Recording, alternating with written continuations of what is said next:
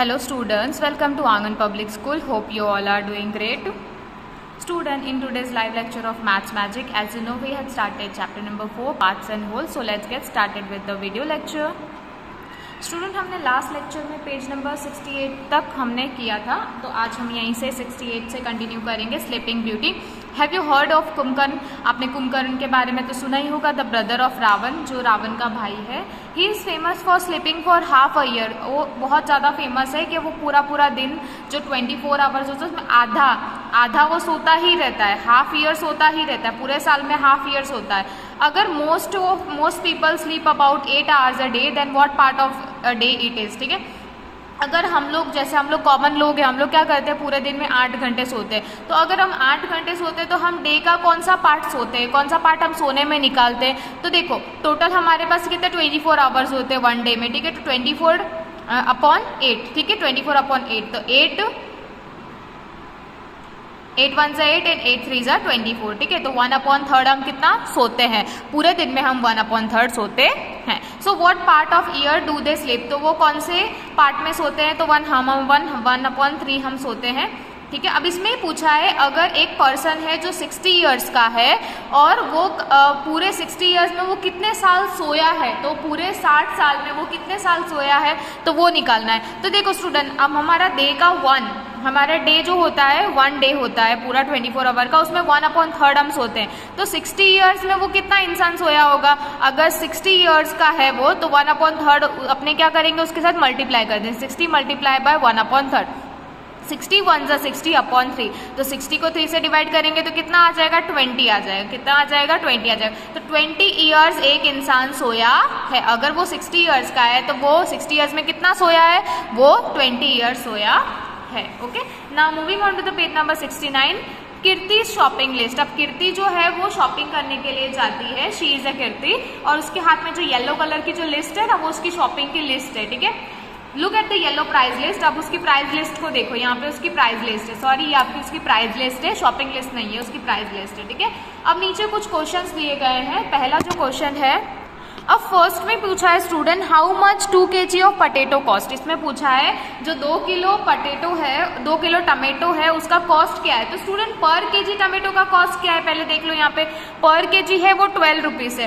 तो उसको 2 किलो टमाटर खरीदने हैं, तो कैसे खरीदेगी, क्या पैसे देगी वो, उसको क्या कॉस्ट देगी. तो स्टूडेंट यहाँ पे देखो, ये आपको आपकी नोटबुक में ही लिखना है. 2 kg टमेटो, अगर 1 kg का टमेटो का कॉस्ट 12 रुपीज है, तो 2 kg का कितना होगा, तो क्या करेंगे, 12 मल्टीप्लाई बाय 2. तो 12 मल्टीप्लाई बाय 2 करेंगे तो 24 आ जाएगा.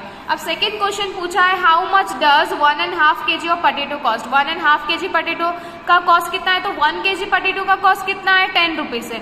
तो 1.5 का कितना होगा, तो देखो यहाँ पे पहले टमेटो का निकाल ले. टमेटो का ही पूछा है ना इसमें, पहले टमेटो का, तो पहले टमेटो का 12 kg है. ठीक है, सॉरी, टमेटो का 12 kg है, तो 12 रुपीज पर केजी है. तो हाफ का कितना होगा, तो हाफ का कैसे निकालेंगे हम, 1.5 को 12 के साथ में मल्टीप्लाई कर देंगे. 1 12 जा 12 एंड डिवाइड बाय 2, तो 2 6 जा 12. तो हाफ केजी टोमेटो अगर खरीदना है मुझे, तो मुझे कितना पे करना पड़ेगा, मुझे 6 रुपीज पे करना पड़ेगा. ओके, नाउ यहाँ पे क्या बोला है, यहाँ पे पूछा है किरण वॉन्ट्स 2.5 kg ऑफ टमेटो. किरण को कितना खरीदना है, 2.5 kg टमेटो का खरीदना है. ठीक है, 2.5 kg उसको टमेटो का खरीदना है. और how much will it cost, तो वो कितने कॉस्ट का होगा, उसको कितने पैसे पे करने पड़ेंगे.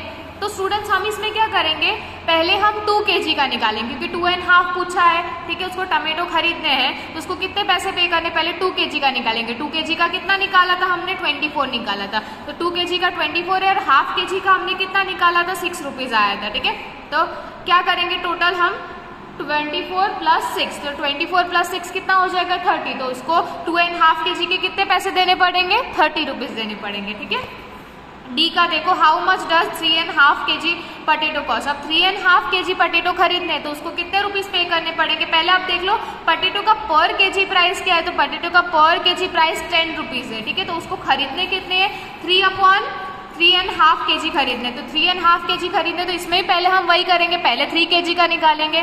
तो कॉस्ट ऑफ 3 kg पटेटो, अगर 1 kg 10 रुपए का है, तो 3 kg कितने का होगा, 30 रुपीज का, ठीक है। 10 मल्टीप्लाई बाय 3, तो 30 रुपीज का कितना हुआ, 3 kg पोटैटो 30 रुपीज के हुए।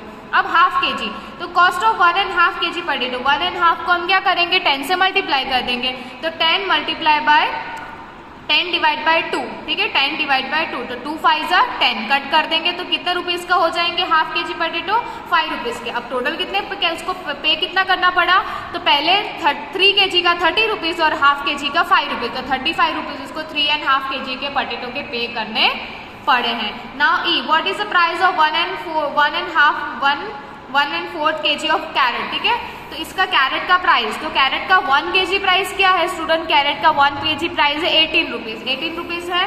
तो पहले हम 1 kg का निकालेंगे, पहले 1 kg का निकालेंगे, तो 1 kg कैरेट कॉस्ट 18 रुपीज। अब 1/4 का निकालेंगे, तो 1/4 का कैसे निकालेंगे, 1/4 मल्टीप्लाई बाय 18, तो 1/18 से 18 एंड डिवाइड में क्या कर देंगे 4 कर देंगे, ठीक है। तो यहाँ पे हम उसको डिवाइड करेंगे, तो 18 देखो 18 4 के टेबल में, तो 4 4 जा 16, 4 4 जा 16, तो 16 लिख दिया। अब 2 बचा, तो 2 हम नीचे उतार देंगे, पर 4 के टेबल में 2 का तो हम आएगा ही नहीं, 4 के टेबल में 2 आएगा नहीं। अब इसको क्या करेंगे, तो हम ऊपर क्या कर देंगे डेसिमल पॉइंट कर देंगे, पता है हम डेसिमल वाले डिवाइडेशन करते हैं, तो ऊपर डेसिमल पॉइंट कर देंगे और नीचे 0 लगा देंगे, ठीक है। नीचे 0 लगा दिया, ऊपर डेसिमल कर दिया। अब कर सकते हो ना, तो 20 हो गया। अब 4 5 जा 20, तो 4 5 जा 20, तो कितना आ जाएगा 4.5, 1/4 का 4.5। अब टोटल उसको कितना पे करना पड़ा, 1 kg का 18 रुपीज और हाँ 1/4 का कितना 4.5, तो 22.5 रुपीज उसको पे करना पड़ा है।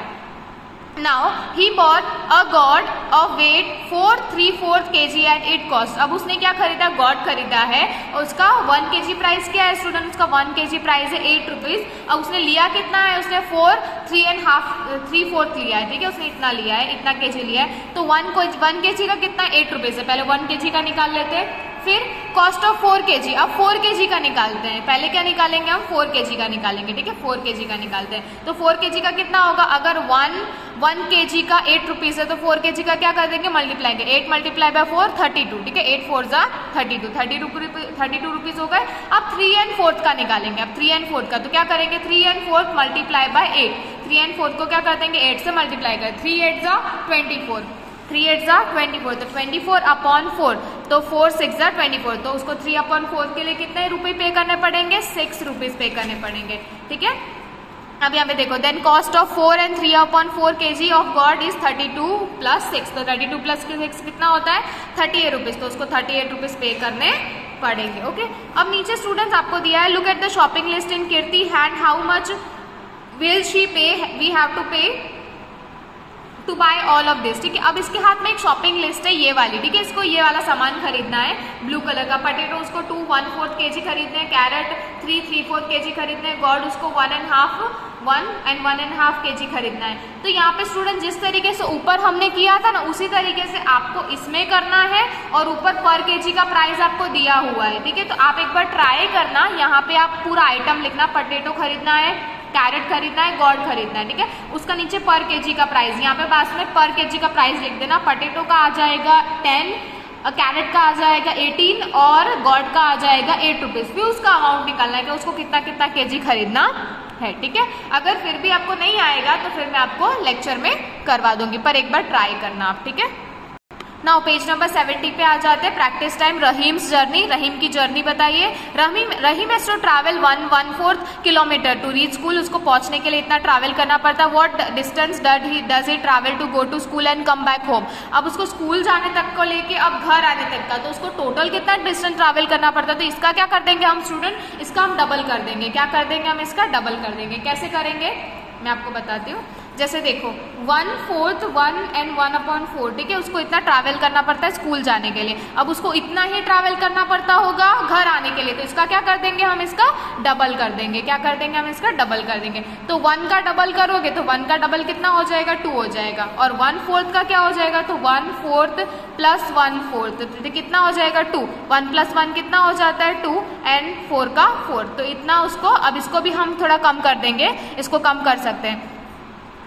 2 के टेबल में क्या, 2 1 जा 2 and 2 2 जा 4, तो उसको कितना ट्रैवल करना पड़ता है, 2 and 1/2, इतना उसको ट्रैवल करना पड़ता है। तो यहाँ पे हम लिख देंगे 2 and 1/2 किलोमीटर उसको ट्रैवल करना पड़ता है, ओके।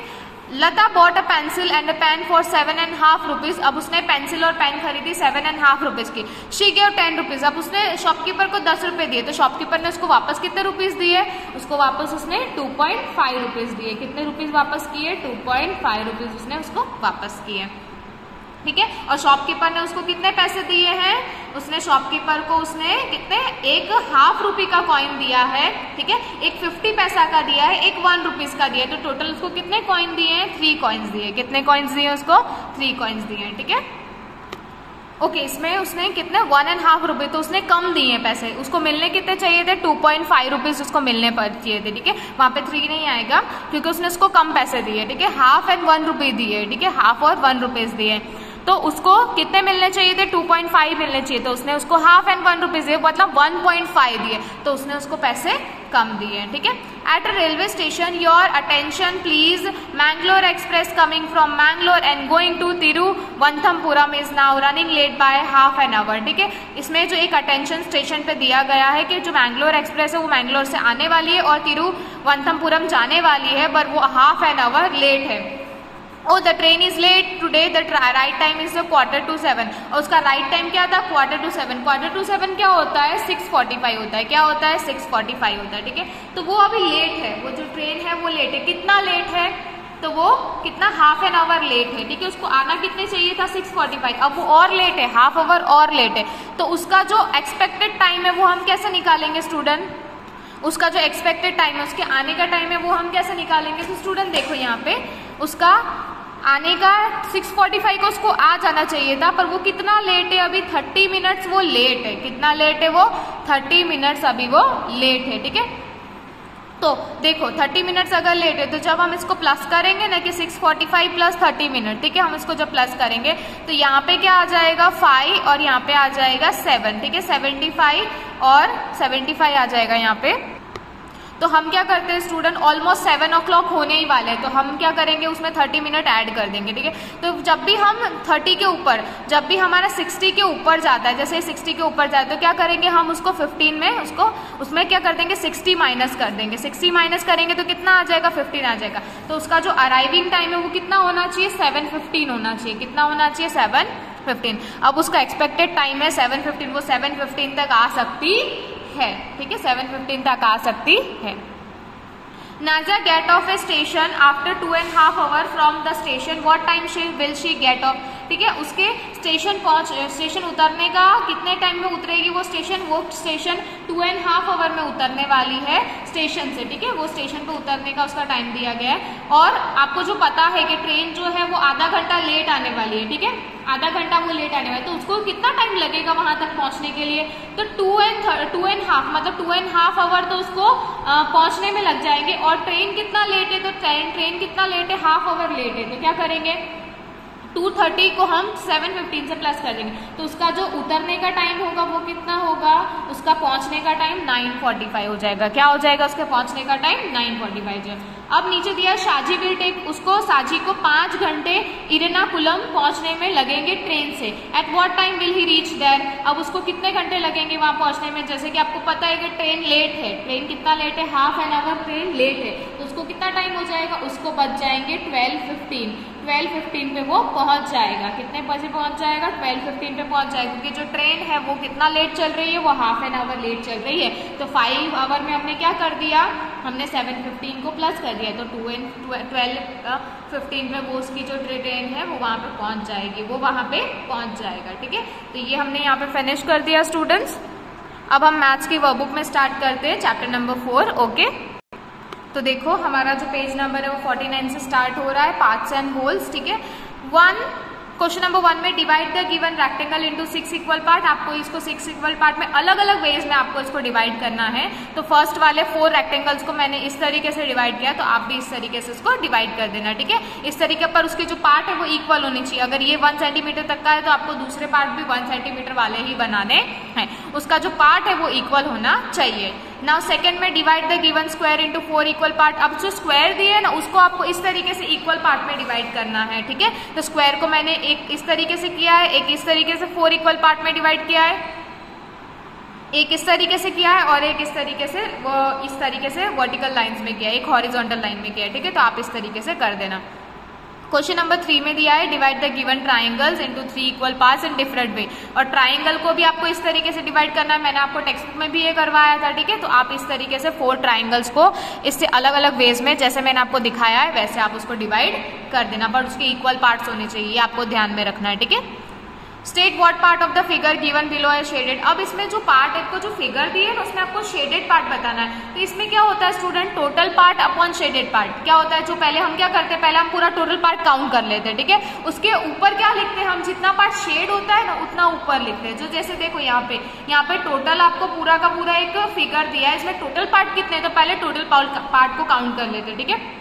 1 2 3 4 5 6, तो टोटल आपके 6 पार्ट है। उसमें से कलर कितने में है, तो 1 2 एंड 3 पार्ट है ना, उसमें कलर है। तो कैसे लिखेंगे, टोटल पार्ट नीचे लिखेंगे हम, टोटल पार्ट हम नीचे लिखेंगे, ऊपर शेडेड पार्ट लिखेंगे। तो 6/3, 6/3, तो 6 आपका डिनोमिनेटर और 3 आपका न्यूमिनेटर, तो 3 ऊपर और 6 नीचे, ठीक है।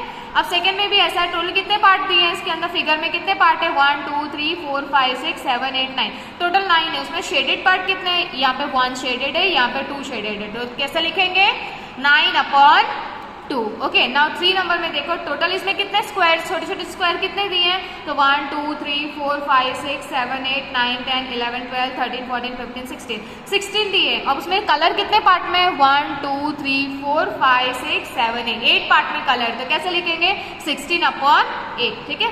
नंबर 4 में इसमें भी 16 दिए हैं, टोटल पूरे स्क्वायर 16 है। अब उसमें कलर कितने पार्ट में किया है, शेड कितने पार्ट में, 1 2 3 4, तो कैसे लिखेंगे, 16/4। आपको 4 शेड पार्ट दिया है तो 16/4 लिखेंगे, ठीक है।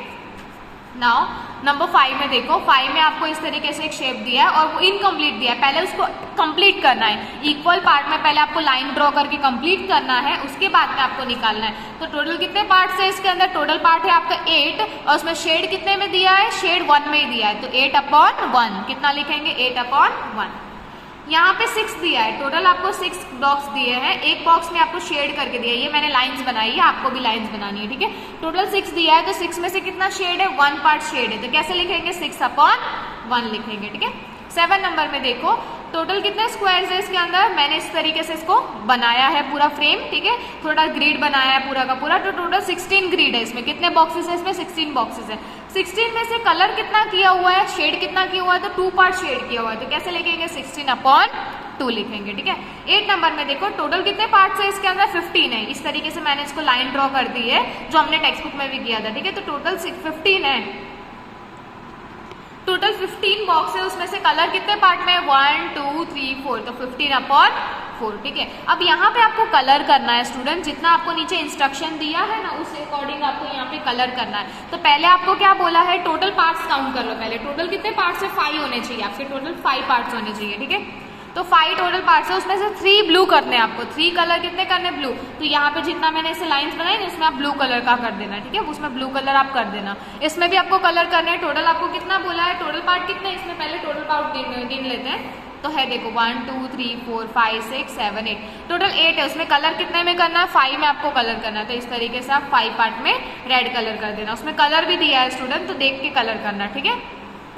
अब यहाँ पे 3 नंबर में दिया है, यहाँ पे एक तरीके का पूरा बॉक्स दिया है, उसमें आपको 3/9 आपको रेड करना है एंड 9/3 आपको ग्रीन करना है। तो कैसे करेंगे, आप कहीं पे भी 3 जगह पे रेड कर सकते हो, कहीं पे भी 3 जगह पे ग्रीन कर सकते हो, ठीक है। टोटल कितना है आपका 9 है, तो कितने भी कोई भी 3 जगह पे आप ग्रीन कर सकते हो, कोई भी 3 जगह पे आप रेड कर सकते हो, ठीक है। मैंने इस तरीके से इंडिकेट किया है, तो आप इस तरीके से भी कर सकते हो, ठीक है।